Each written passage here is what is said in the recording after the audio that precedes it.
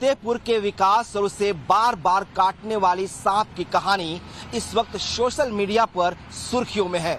विकास और उसका परिवार दावा करता है कि एक सांप उसे 1-2 बार नहीं 8 बार काट चुका है और सांप की वार्निंग के मुताबिक 9वीं बार जब वो विकास को काटेगा तो उसे कोई बचा नहीं पाएगा। किसी फिल्म या सीरियल सरीखी दिखने वाली इस कहानी में सबसे बड़ा सवाल तो यही है कि क्या ये वाकई सांप का बदला है या फिर इंसान के दिमाग का फितूर। 8 बार सर्पदंश हैरतअंगेज हकीकत है या दिमागी बीमारी के लक्षण। कल सांप ने काटा जी, कल सांप ने काटा। मंदिर में खड़े थे आरती के समय और उसी टाइम काट लिया और इस चीज की जानकारी हमको तो नहीं हुई। वहाँ बाकी हमारे घर वाले थे, मामी थी, मामी को सबसे पहले ये जानकारी हुई। इसमें कोई शक नहीं कि विकास द्विवेदी के साथ हो रही स्नैक बाइट की घटना एक बड़ी मिस्ट्री बन चुकी है, क्योंकि इसमें सस्पेंस है, मेडिकल साइंस है, विकास की मानसिक स्थिति को लेकर सवाल हैं, वहीं शरीर पर सांप के काटने के सबूत भी हैं। सोच कर ही अजीब लग रहा है कि क्या कोई सांप वार्निंग देकर 8 बार काट सकता है।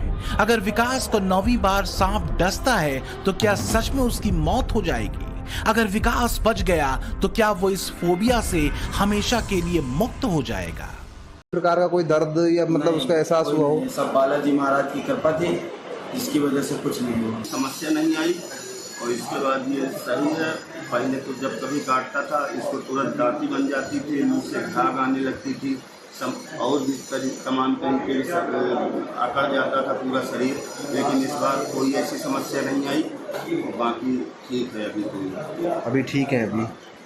और एक चीज़ और बता रहे थे, आपको सपने के बारे में बता रहे थे अभी कुछ। हाँ, मुझको आज सुबह 5:21 को सपना आया था।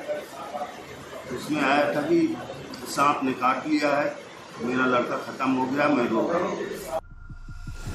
हालांकि 8वीं बार सांप के काटने के बाद विकास और उसका परिवार खौफ में है। तीसरी बार उन्हें 9 बार काटे गए, 9वीं बार कोई तांत्रिक महात्मा डॉक्टर नहीं बचा पाए। विकास की माने तो सबसे पहले 2 जून को सांप ने उसे काटा था और सांप के 3 बार काटने के बाद वो उसके सपने में आया था।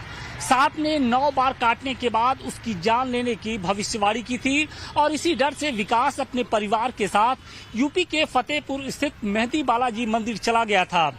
अब जबकि दावा ये किया जा रहा है कि 8 बार सांप उसे काट चुका है, विकास इस खौफ में है कि अब आगे क्या होगा।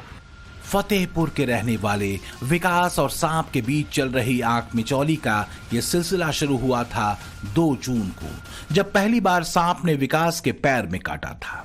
इसके 9 दिन बाद 11 जून को फिर शौचालय में दूसरी बार पैर में काटा और तभी तीसरी बार हाथ में भी काटा।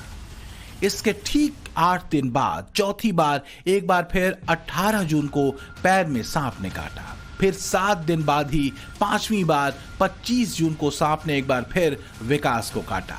इसके 4 दिन बाद यानी 29 जून को एक बार फिर सांप ने 6ठी बार विकास को डसा और फिर 11 जुलाई को सांप ने विकास को 7वीं बार काटा, जिसके बाद विकास राजस्थान के दौसा चला आया, लेकिन सांप ने उसे यहां भी नहीं छोड़ा और 22 जुलाई को 8वीं बार उसे काट खाया।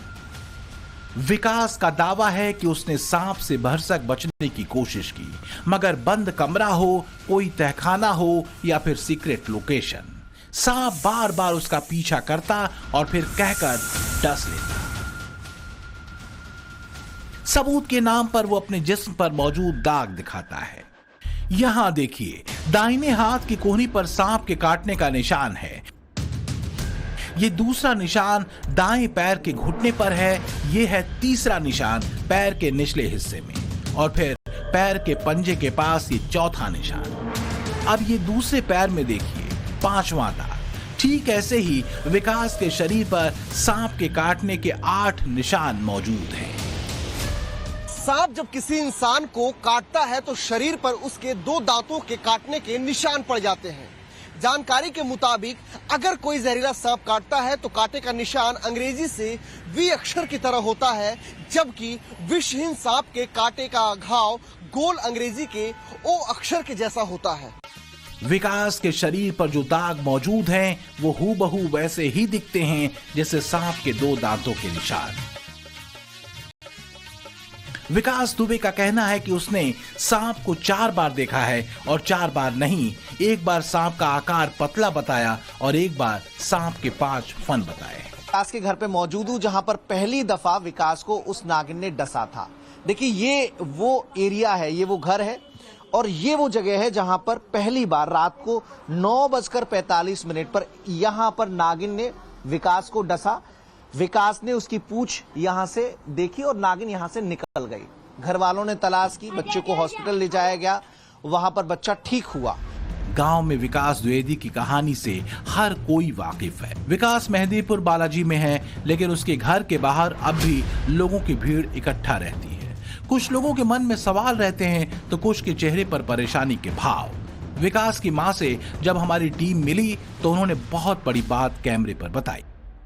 कुछ भूत प्रेत इस तरह का चक्कर भी हो सकता है? अब तो समझ में आ रहा है कि लगता है उसका भूत प्रेत का चक्कर है, क्योंकि डिस्टर्ब भी हो जाता है, चाहे दवा से हो, चाहे वो मतलब नींद भर नहीं सो पाता, इस वजह से। किस तरह डिस्टर्ब होने लगता है वो इस तरह तो खूब अभी इस बार चिल्ला रहा था, खूब तेजी। विकास की मां ने जहां बेटे के बर्ताव में आ रहे बदलाव को बताया, वहीं सांप का बार बार पीछा करने वाले अपने बेटे की शिकायत पर भी मुहर लगाई। मां को वो तारीखें भी मुंह जुबानी याद हैं जिन तारीखों पर बेटे को सांप ने काटा। इतना ही नहीं, घर वालों ने कुछ ऐसी तस्वीरें भी दिखाई जिसमें विकास के मुंह से झाग निकलता नजर आ रहा है। ये तस्वीरें देखकर ऐसा लगता है कि सांप विकास का जानी दुश्मन है। यहां भी सीसीटीवी कैमरा लगा है और सामने भी सीसीटीवी कैमरा लगा है और देखिए ये जो गैलरी है, ताकि अगर सांप बाहर से आता है तो सीसीटीवी कैमरे में कम से कम रिकॉर्ड हो सके, घर वाले जान पाए कि आखिर ये कहानी क्या है, ये कैसा चमत्कार है कि केवल सांप विकास को दिख रहा है। तो उसके लिए ये बाकायदा इंतजाम किया गया। सीसीटीवी कैमरे बाहर 2 लगाए तो अंदर भी एक सीसीटीवी कैमरा यहां पर गैलरी के इस ओर नजर आएगा कि अगर सांप यहां होकर आता है तो वो चीजें भी कैमरे की निगरानी में हो सके, रिकॉर्ड हो सके। और 4 लोग थे, सभी लोग कुर्सी में बैठे थे। अच्छा, कमर ये है। सांप देखा कहीं घर में? नहीं देखा। अच्छा, तो ये कमर रखा है, कमर ओढ़े लेटा रहता है, शनिचर और इतवार को ही काटता था। अब की जो है बृहस्पतिवार को काटा है। हाँ, ये 2 पूरा वैनम है इसमें, कितना ज्यादा वैनम लगा हुआ है। तो ये भी रिसेंट केस जो हुआ है, ये आखिरी 7वीं बार जब 7वीं बार केस का है। तो ये तो मुझे लग रहा है कि दांत भी बड़े बड़े होते हैं यहाँ। हाँ, ये काफी बड़े दांत हैं, बस दिक्कत ये ना भैया कि वो सांप दिखता नहीं है ना, वो में से महसूस होता है। दिखे तो हम है कि वो जब बताता है कि उसे काट लिया, या आप लोग समझ जाते हो कि काट लिया है? नहीं, वो बताता है वो कि मुझे काट लिया। आपने देखा? फिर मैंने देखा, हम लोगों ने हाथ में बांधा उसको कि यार जहर ऊपर ना फैल पाए। फिर उसे तुरंत ही 10 मिनट के अंदर उसे अस्पताल लेके जाते हैं। 10 से 15 मिनट में हम अस्पताल। विकास का परिवार तो पूरी तरह उसके साथ खड़ा नजर आता है, लेकिन सपने में सांप के दिखने की कहानी मनगढ़ंत या फिर जिस्म पर दिख रहे ये निशान किसी दूसरी वजह से है, ये समझना भी जरूरी है। लिहाजा हमने पहले इलाके के एक सपेरे से मुलाकात की और फिर फतेहपुर के सीएमओ से मिले। सुनिए इन्होंने सांप के काटने वाले दावे पर क्या कुछ कहा। भाषा से आप देखिए, या फाइंग के जो निशान होते हैं, जो हमारे डॉक्टर्स गए, हमने तो एक टीम गठित की थी, क्योंकि हमको भी आश्चर्य लगा ये सुन के। तो उन्होंने एग्जैक्टली फैंग मार्क पाया नहीं। वो निशान जरूर होते हैं, वो थोड़े बड़े बड़े होते हैं। आमतौर पर फैंग के निशान बहुत छोटे, एक आल्पिन की टिप जो होती है उसके बराबर होता है, लेकिन इसमें निशान बड़े बड़े थे। और इस टाइप की कभी कभी साइकेट्रिक केसेस भी होते हैं। तो जो हमारे डॉक्टर्स हैं उनका प्रथम दृष्टया तो स्टेटमेंट यही आ रहा है। उसको बताया कि सर्फ नहीं है, जो है ये दूसरा कीड़ा है। सर्फ के काटने से उसके दांत होते हैं जो है लगे लगते हैं, बहुत दूर नहीं लगते। लगे से मतलब कि जैसे बीच की दूरी कम होती है दांतों के। हाँ। अच्छा, चावल जैसे गेप छोड़ देता है, उसके इतने गेप है। तो ये कोई और कीड़ा हो सकता है? और कीड़ा है इसका। अच्छा, ये सर्फ नहीं है इसमें, वो भी जहरीला कीड़ा है। जहरीला कीड़ा है उसका। बताया जा रहा है कि फतेहपुर जिला अस्पताल ने 2 बार टीम भेजकर विकास त्रिवेदी और उसके परिवार को कहा कि वो जिला अस्पताल में आए, जहां उनकी पूरी सुरक्षा के साथ साथ इलाज भी होगा। सीसीटीवी कैमरे से लेकर गार्ड निगरानी में रहेंगे, लेकिन वो नहीं आए। जाहिर है अभी तक इस पूरे घटनाक्रम को देखने के बाद डॉक्टर इसी नतीजे पर पहुंचे हैं कि विकास सांप के काटने के डर यानी ओफिडियोफोबिया बीमारी से पीड़ित है। विकास ये भी कह रहा है कि 9वीं बार उसे सांप ने काटा तो वो जिंदा नहीं बचेगा। ऐसे में सवाल ये भी है कि विकास का अब क्या होगा। वैसे तो ओफिडोफोबिया के चलते मौत नहीं होती है, लेकिन अगर इस बीमारी से पीड़ित शख्स ज्यादा डर जाता है तो उसकी हार्ट अटैक या फिर स्ट्रोक के चलते मौत हो सकती है। लेकिन अगर ऐसा नहीं होता है तो इस बीमारी से पीड़ित या जो शख्स होता है वो अधिकतर संख्या में बच जाता है। उसको सिर्फ एक मन के अंदर जो डर है, वो डर जो है जिसको हम हाइपरकॉन्ड्रिसिस कहते हैं, आज उसका नया टर्म निकला है। उसका एक नया टर्म है IAD, इलनेस एंजाइटी डिसऑर्डर। ये कितना सच है? इतना सच है कि वो सोच सोच कर उसको फिजिकल सिम्टम्स आने लगते हैं। सांप उसको काटा या नहीं काटा इस बात का कोई पुख्ता सबूत नहीं है, पर कहीं ना कहीं आप उसको ये बात को गहराई से समझने में लोग जो है वो विफल हो जाते हैं। उनको लगता है ये शायद कहीं ना कहीं झूठ बोल रहा है, पर ये एक इलनेस है उसकी, वो इलनेस जो ठीक हो सकती है। और वो कैसे ठीक होती है? ट्रीटमेंट्स होते हैं। हाइपोकॉन्ड्रिसिस एक ऐसी बीमारी है जिसके अंदर एक आदमी को ये लगने लगता है कि मैं एक बहुत ही फिजिकल इलनेस से ग्रस्त हूं। मैं उससे इतना ग्रस्त हूं कि मुझे अगर अब कहीं कुछ दोबारा हुआ तो मैं या तो मर जाऊंगा। इसके साथ मैं पैरानॉइड पर्सनालिटी को भी लेकर आऊंगी, जहां पर एक आदमी में एक बिलीफ सिस्टम आ जाता है कि वो एक पैरानॉइड हो चुका है। उसे ये लगने लगता है कि जो मैंने माना, जो मैंने देखा, वो सत्य है।